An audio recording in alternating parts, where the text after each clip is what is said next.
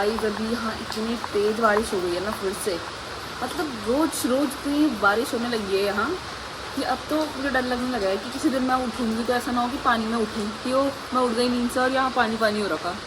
भाई कितनी तेज़ बारिश हो रही है यार, देख लो। और इसके चक्कर में ना रोज़ लाइब्रेरी की छुट्टी, और घर में इतना हम पढ़ नहीं पाते जितना हम पढ़ना चाहते हैं, मतलब ऑब्वियसली।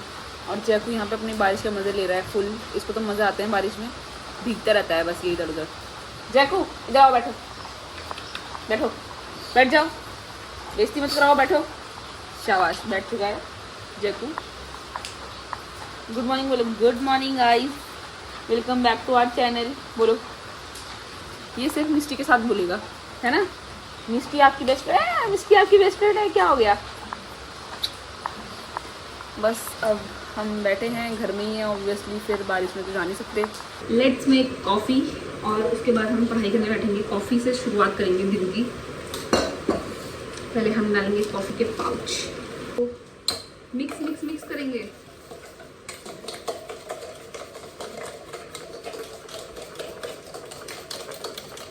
वैसे मेरे पास वो भी है,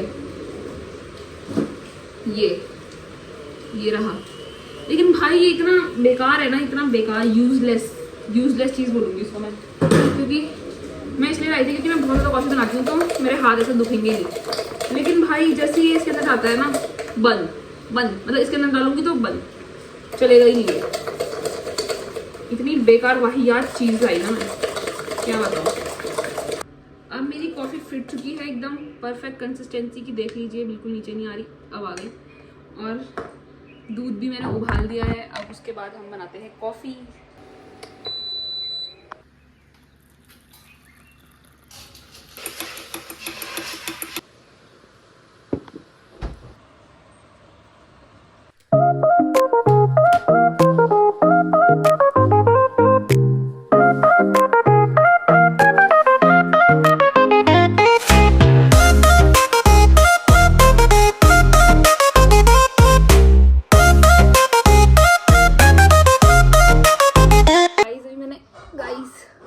अटक गई हूँ यहाँ।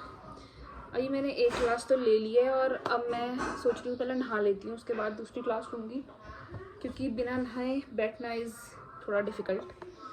अभी मैं पहले ये बना लेती हूँ अपना प्लानर डे का कि क्या क्या करना है मुझे आज, उसके बाद मिलते हैं आपको। और फिर किसी ने पूछा था कि मतलब ऐसी कौन सी मिस्टेक्स जो तुमने की थी वो हम ना करें, मतलब ऐसा कुछ बताओ जो मिस्टेक्स तुमने करी थी अपने एग्ज़ाम टाइम में जो कि हम ना करें, तो वो उसके बाद हम उस टॉपिक पर बात करेंगे। चलो अब मैं बता देती हूँ। सबसे पहला ये होता है कि लोग सोचते हैं ना कि हम लास्ट मंथ में जो हमने मतलब छुआ तक नहीं है, पढ़ा नहीं है, एक बार पढ़ लेते हैं उसको रिवाइज़ कर लेते हैं, तो ये गलत है। मतलब मैं सच बताऊंगी कि बिल्कुल जो तुम अगर तुम्हारे जैसे अभी तो जनवरी में है तो अभी तो तुम फिर भी पढ़ सकते हो कि मतलब चलो एक्स्ट्रा जो पढ़ना है नया वो पढ़ सकते हो। लेकिन हाँ, ऐसे एक महीने पहले और जो तुम्हारा रिवीजन फेज चल रहा है उसमें तुम सोच रहे हो कि हम एकदम नया कुछ पढ़ेंगे, तो वो बेकार है, क्योंकि उसमें तुम जो नया पढ़ोगे ना वो आएगा नहीं तुम्हें, क्योंकि पेपर में ऑब्वियसली इतना ईजी तो आएगा नहीं कि जो तुमने पढ़ा है बिल्कुल वो आ जाए अभी लास्ट टाइम का। तो डिफ़िकल्टी क्वेश्चंस आते हैं और हम उसमें अपना टाइम वेस्ट करते हैं। तो मैं तो यही कहना चाहूँगी कि बिल्कुल टाइम वेस्ट ना करें उसमें, और जो तुम्हें लगता है ना कि मतलब तुम्हें आता है या तुमने पढ़ा हुआ है उसको रिवाइज़ करो। जितना तुमने पढ़ लिया है ना बस उसको रिवाइज़ करो, वो मोर देन इनफ हो जाएगा। अगर तुम उसको अच्छे से कर लोगे ना तो बस ठीक है। और पहले तो वैसे खैर छोड़ना नहीं चाहिए कुछ भी, क्योंकि क्या पता कौन से वाला टॉपिक से तुम्हें आ जाए। मतलब जैसे अभी टाइम है जनवरी के लिए तो तुम पढ़ सकते हो, लेकिन 1-1.5 महीने पहले नया टॉपिक पढ़ना जो तुमने अब तक छुआ भी नहीं है तो वो तो बेकार है मेरे हिसाब से, ठीक है।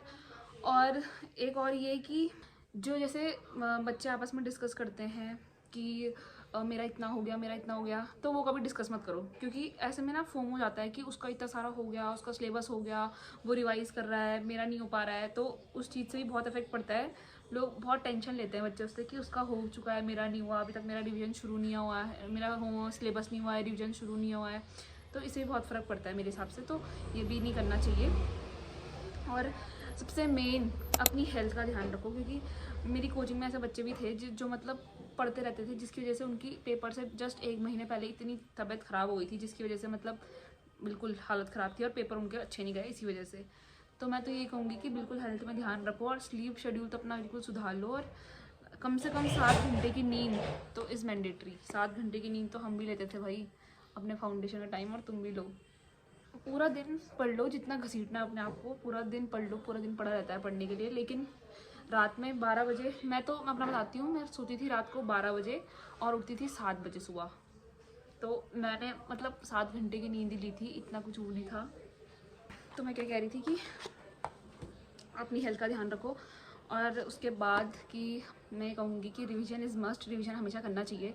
ऐसा नहीं होना चाहिए कि लास्ट टाइम पे तुम अपना सिलेबस पूरा कर रहे हो और सोच रहे हो कि उससे हो जाएगा। रिवीजन भी बहुत ज़रूरी है, और रिवीजन में इंक्लूड ज़रूर करना कि MCQs के लिए भी तुम ज़रूर पढ़ो। और अगर तुम्हें लग रहा है कि MCQs हम कहाँ से पढ़े, तो ICI मटीरियल इज़ बेस्ट। मतलब MCQs लगभग मैंने जहाँ तक मैंने नोटिस किया है, तो मेन जो MCQs आते हैं वो ICAI के मटीरियल से ही आते हैं। मतलब और फाउंडेशन के लेवल में तो मतलब जितना मैंने देखा है, तो मुझे लगता है कि ICI से ही सब कुछ आता है। और अकाउंट्स का तो मतलब अकाउंट्स का तो तुम ना इलस्ट्रेशन कर लो बस ICI मटेरियल से, वो मोर देन इनफ है भाई। जितने इलस्ट्रेशन है बुक में सब कर लो सब।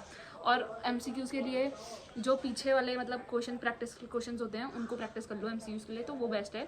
और उससे ज़्यादा कुछ मत करो भाई, इतना कर लो तो वो मोर देन इनफ लगता है मुझे। मतलब फाउंडेशन के लिए। अभी इंटर में तो मेरी खुद की हालत ख़राब है, मुझे खुद नहीं पता, लेकिन हाँ फाउंडेशन में इतना कह सकती हूँ कि अकाउंट्स में वो तो बेस्ट है। ठीक है, ICI मटीरियल मतलब रिवीजन मत छोड़ो, और लगभग 2 बार रिवीजन तो करो ही। और MTP RTP ज़रूर करो, और मतलब पहले तो सब में ही करो, लेकिन मेनली मैथ्स और इको में तो बहुत ज़रूरी है, क्योंकि उसमें तो तुम उसी से प्रैक्टिस बन पाएगी। और तो तुम सोचोगे ना कि मैं पढ़ रही हूँ लेकिन हो नहीं पा रहा है, लेकिन तुम MCQs बना नहीं पाते हो। वो इसीलिए होता है क्योंकि प्रैक्टिस नहीं होती है MCQs की, तो वो प्रैक्टिस ज़रूर कर लेना। मतलब MTP RTP सॉल्व करके ही होगा वो।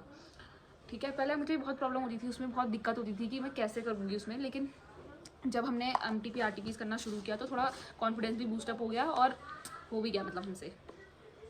और लॉ के लिए तो मैं कहूँगी कि भाई जितना लिख सकते हो उतना लिखो। और मतलब जहाँ पे तुम्हें लग रहा है कि मुझे नहीं आ रहा है लिखना, कैसे लिखना है, तो देख के लिखो, पर लिखो ज़रूर। और उसके बाद जो RTP MTPs होते हैं उन्हें तुम बिना देखे सॉल्व करो। और बाकी जो CA इंटर वाले हमें देखते हैं, या फिर जिन्होंने इंटर का ग्रुप 1 या फिर कुछ भी पास कर लिया है, तो प्लीज़ हमें भी कुछ राय दे दिया करो और बता दिया करो कि हमें कैसे क्या करना चाहिए। और क्योंकि सिलेबस इतना है इंटर में कि हमारी खुद ऐसी बैंड बजी हुई है, इसलिए आप अगर हो इंटर से देख रहे हो तो फिर ज़रूर हमें अपने सजेशंस दो, और हमें स्ट्रेटजी बता दो अपनी कि आप कैसे क्या प्रैक्टिस करते हो और कैसे टाइम कंज्यूम करते हो अपना पूरे दिन का। बस thank you so much for watching this video, और अभी के लिए इतना ही, बाद में मिलते हैं। Bye bye, tata, see you. और यहाँ पे हमारे गेस्ट भी आ चुके हैं। ओए गेस्ट इधर आओ, आ जाओ इधर। और यहाँ पे हमारे गेस्ट भी आ चुके हैं, ये देखिए।